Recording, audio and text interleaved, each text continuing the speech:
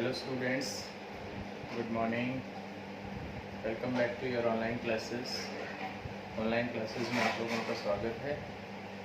आज हम हमारा जो गैप फिलिंग का है, जो कल की क्लास में हमने डिस्कस किया था, उसी को थोड़ा सा डिस्कस करते हैं, आगे बढ़ाते हैं। ध्यान दीजिए, कल हम कुछ ग्रामर के टॉपिक्स पे बात कर रहे थे, है ना। जो गैप फिलिंग का था उसमें कल हमने बात की थी कि जो डिटर्मिनर्स होते हैं वो क्या होते हैं, और आप लोग उनकी प्रैक्टिस भी करेंगे। आपको किसी भी बुक से कोई भी अगर आपको डिटर्मिनर्स मिलता है या किसी भी टॉपिक का कोई सेंटेंस, कोई प्रैक्टिस एक्सरसाइज, तो आप उनकी प्रैक्टिस भी करेंगे। क्लियर? आज हम बात करेंगे, इसी को थोड़ा सा और आगे लेके चलते हैं, ठीक है। इसमें हमारे जो हमने कल बात की थी, तो दूसरा पार्ट आ रहा था हमारा किस चीज़ का, टेंस का, ठीक है ना। अब बेटे टेंस की अगर बात करें तो टेंस के बारे में सभी को पता ही है, टेंस क्या होते हैं, बेसिक्स आपने पढ़े हुए हैं, ठीक है ना। Based on forms of verbs, जो वर्ब्स की फॉर्म होती हैं उन पे बेस्ड होते हैं। अब वर्ब्स की फॉर्म कौन सी किस में लगाई जाती है, ठीक है ना, इनको हमें देखना होता है। तो ये जो टेंस होते हैं, बेसिकली ये वर्ड जो होता है किससे आया है, आपके पास टेम्पस से आया है, ठीक है। और इसका जो टाइम मीनिंग होता है, you can say that this is time, ठीक है। सो डायरेक्ट और इनडायरेक्ट आप अगर बात करें तो कह सकते हैं ये जो टेंस और टाइम होता है दोनों ही सेम होते हैं, है ना। तो जो टेंस और टाइम सेम हुआ तो कहता है, if we have started this topic then you didn't say to me sir we have to start our time today.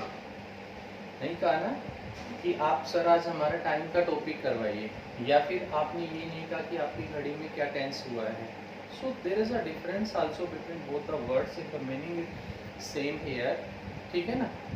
You know that this is a grammatical concept. If you want to learn the grammar part, then you have to use grammar and the topic tense, है ना. But according to the natural fact, if you think about the time, that what is the time by your watch, then you can say that time. Okay. So क्या है ये tense और time, थोड़ा सा difference होता है। आज हम जो बात करेंगे अपने इस टॉपिक के ऊपर बात कर रहे हैं, ठीक है। और ये टेंस जो होता है बेसिकली आप कह सकते हैं कितने पार्ट में डिवाइड होता है। फर्स्ट हम इसको कहते हैं प्रेजेंट, ठीक है। दूसरा अगर हम बात करें तो क्या है, पता है आपको, वेरी गुड, ठीक है। तीसरा अगर हम बात करते हैं तो ये फ्यूचर के बारे में बताता है, ठीक है।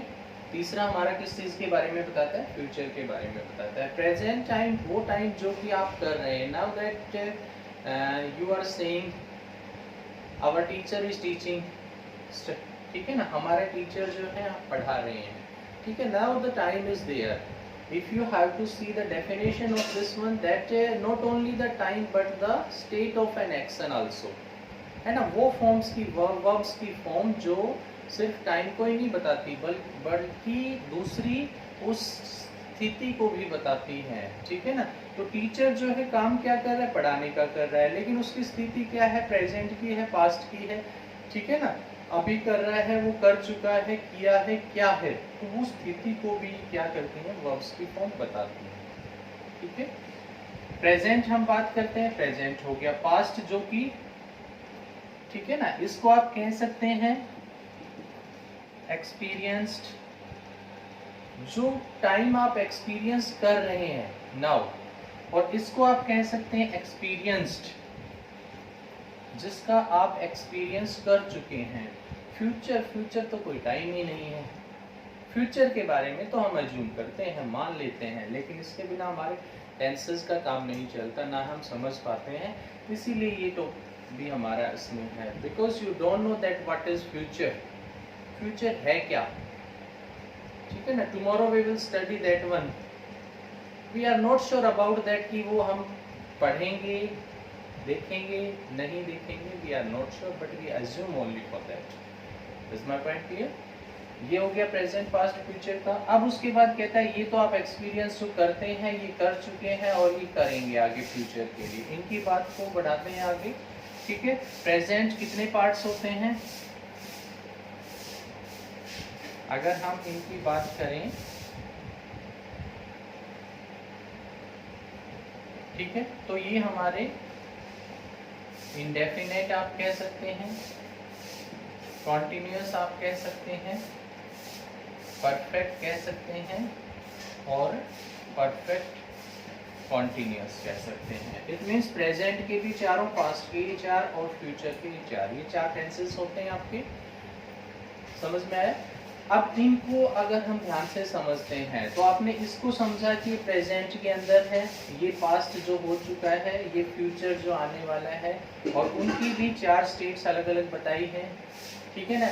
एक इंडेफिनिट अनिश्चित होती है जो प्रेजेंट में भी है, जो पास्ट में भी है, जो फ्यूचर में भी है ना? एक प्रेजेंट में जो कंटिन्यूअस भी है, पास्ट भी है, फ्यूचर भी है। एक है परफेक्ट के लिए तीनों, ठीक है, और परफेक्ट कंटिन्यूअस। अब इनको अगर हम समझते हैं, ठीक है, तो हम सबसे पहले प्रेजेंट की बात करते हैं। तो प्रेजेंट की अगर इंडेफिनिट में हम बात की जाए तो हमारे पास क्या फॉर्म आती है? V1 प्लस एस या ES का यूज करते हैं। ठीक है, अगर हम पास्ट के इंडेफिनिट में करते हैं तो हमारे पास V2 आती है, वर्ब की सेकंड फॉर्म, यहाँ पे फर्स्ट फॉर्म। और अगर फ्यूचर में बात करते हैं तो हम सेल, विल, और इनके साथ हम लगाते हैं V1। ठीक है, ये प्रेजेंट में फॉर्म ऑफ वर्ब यूज होती हैं टेंसेस में, ये सब चीजें आपको पता ही है। ठीक है ना? पास्ट में, सॉरी, कंटिन्यूअस में present is MR ING, past was were ING, future will shall be ING। ठीक है, परफेक्ट में अगर हम बात करते हैं, perfect that has completed, present का परफेक्ट। ठीक है, ध्यान से समझिए, प्रेजेंट परफेक्ट की अगर हम बात करते हैं, पॉइंट को समझो।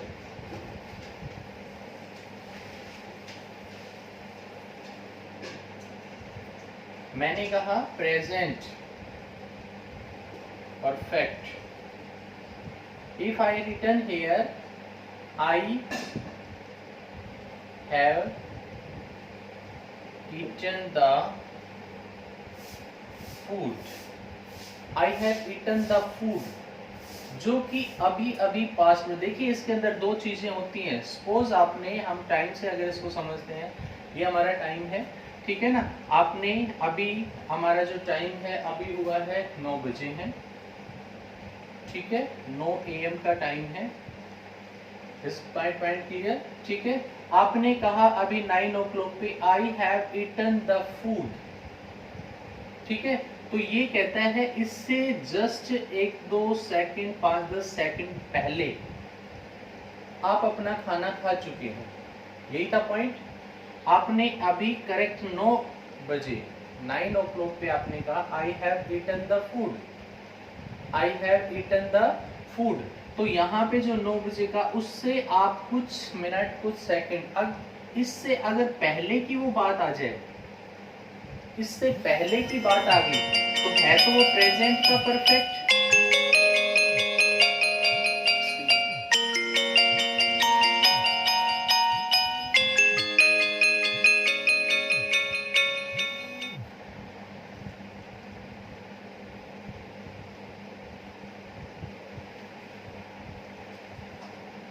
तो इसमें क्या है, अभी हम बात कर रहे थे, sorry for the disturbance, 9 AM का टाइम है। 9 AM पे आपने कहा कि I have eaten the food, आप प्रेजेंट की बात करते हैं, मैं खाना खा चुका हूँ।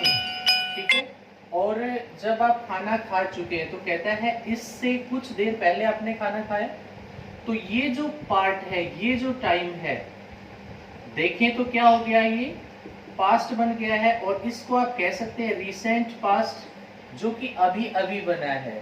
रीसेंट पास्ट आप कह सकते हैं, या फिर इसका आप इसमें क्या यूज कर रहे हैं, प्रेजेंट का परफेक्ट भी यूज कर रहे हैं। इस तरह से इसमें प्रेजेंट परफेक्ट की बात आ रही है। ठीक है ना? पास्ट में, जो पास्ट में आप कोई काम कंप्लीट कर चुके हैं, ठीक है ना? फ्यूचर में एज्यूम किया है कि फ्यूचर आएगा, उसमें हम उस टाइम तक इस काम को कर चुके होंगे। That is clear? उसके बाद नेक्स्ट आता है आपका परफेक्ट कंटिन्यूअस। अब देखिए इसके अंदर अगर इसको ध्यान से समझते हैं तो यहाँ पे हमारे पास दो चीजें सामने आती हैं। ठीक है, एक उसमें आपके पास परफेक्ट आया है, एक उसमें कंटिन्यूअस आया है। ठीक है, ध्यान से समझिए। यानी बेसिकली अगर हम बात करें तो यहाँ एक नहीं दो टेंसेस हैं आपकी, एक हो गया परफेक्ट और एक हो गया कंटिन्यूअस। ठीक है, क्या कहता है देखिए,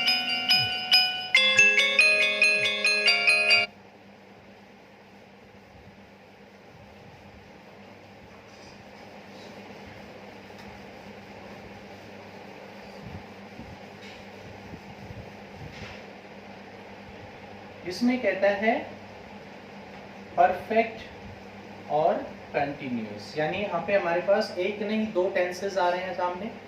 ठीक है, और दो आ रहे हैं तो इसमें क्या हुआ, एक तो परफेक्ट आ रहा है, एक कंटिन्यूअस आ रहा है। With the help of an example you want to see that, इसको एक एग्जांपल से देखिए। ही हैज बीन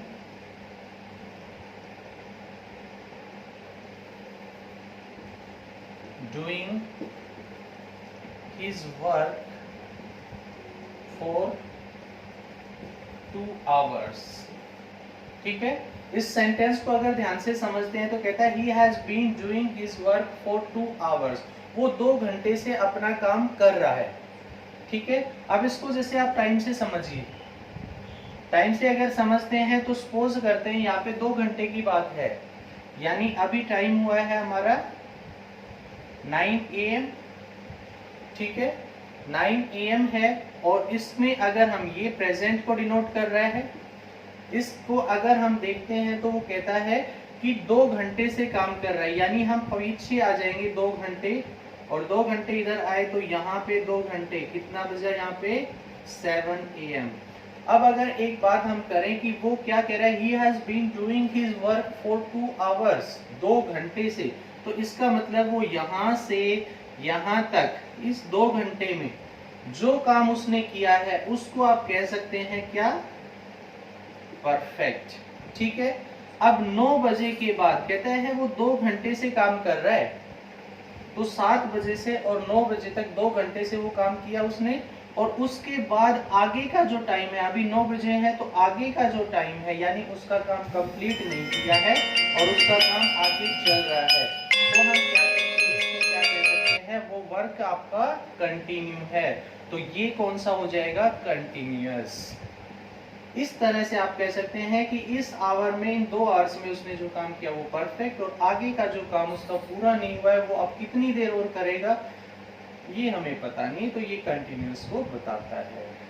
ठीक है, इस तरह से बेटा आपको सेंटेंस को समझना है, उसमें टेंस की पहचान करनी है और उसमें ध्यान देना है। ठीक है, अगला पॉइंट देखिए, इसमें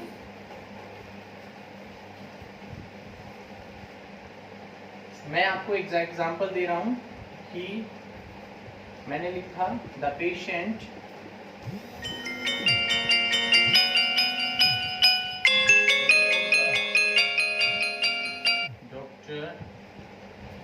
केम। ठीक है, the patient dash before the doctor केम।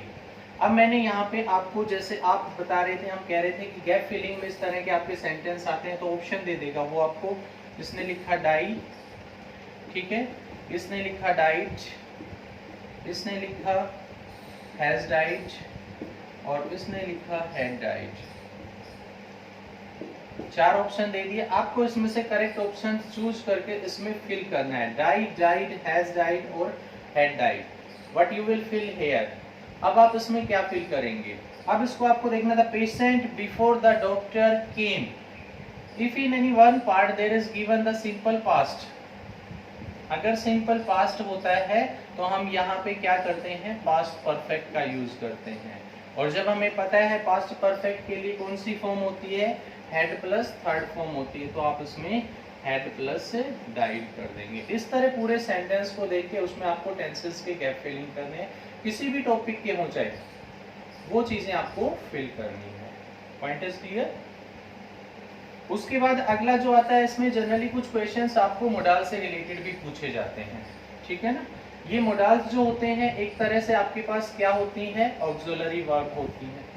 क्या होती हैं, ऑक्सिलरी वर्ब्स। आप कह सकते हैं हेल्पिंग वर्ब होती हैं, और जब ये हेल्पिंग वर्ब हैं तो आप कह सकते हैं कि ये आपके पास आती हैं किससे पहले, मेन वर्ब से पहले। जब आपके पास इनको मॉडल्स ऑक्सिलरी वर्ब कहा जाता है तो ये आती हैं आपके पास किससे पहले, मेन वर्ब से पहले आती हैं, ठीक है। बेसिकली ये आपके 13 होते हैं, ठीक है।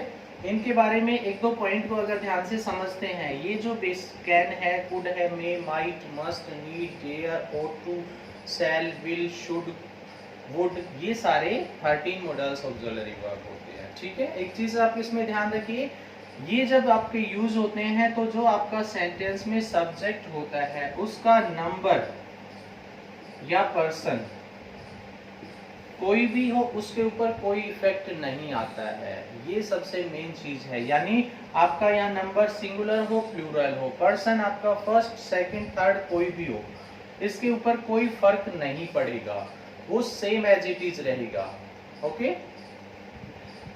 जैसे कि मैंने लिखा he can do this work, I can do this work, they can do this work, ये सिंगुलर है, थर्ड पर्सन है, कैन आ गया, सिंगुलर है, फर्स्ट पर्सन है, कैन आ गया इसके साथ, प्लूरल है, थर्ड पर्सन है, कैन आ गया, यानी इनके साथ इनके ऊपर कोई इफेक्ट नहीं आएगा। दूसरी चीज आपने देखी कि इनके साथ चाहे वो प्रेजेंट फॉर्म का हो, पास्ट का हो, कैन हो, कुड हो, मे हो, माइट हो, मस्ट हो, सबके साथ क्या यूज करते हैं, हमेशा में जो वर्ब होती है वो फर्स्ट फॉर्म ही होती है और कोई फॉर्म उसके साथ यूज नहीं करते हैं, ठीक है।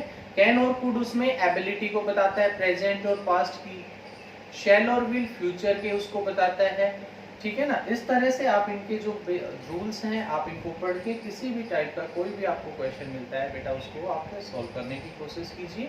और कहीं किसी तरह की कोई प्रॉब्लम आती है, आपको मैंने पिछली क्लास में जो टॉपिक्स थे ग्रामर के वो करवाए थे, उनसे भी आप हेल्प ले सकते हैं, आपकी बुक है उनसे भी रूल्स आप पढ़ सकते हैं। कहीं किसी तरह की कोई प्रॉब्लम्स आए तो आप मेरे से भी डिस्कस कर सकते हैं। और ये मैंने आपको बताया था गैप फिलिंग के अंदर आपका सेंटेंस से रिलेटेड भी हो सकता है, आपका पैराग्राफ से रिलेटेड भी हो सकता है। ऑप्शन आपको इसमें गैप फिलिंग में डेफिनेटली मिलते हैं और उन ऑप्शन से आपको करेक्ट आंसर फिल करना होता है। Point is clear?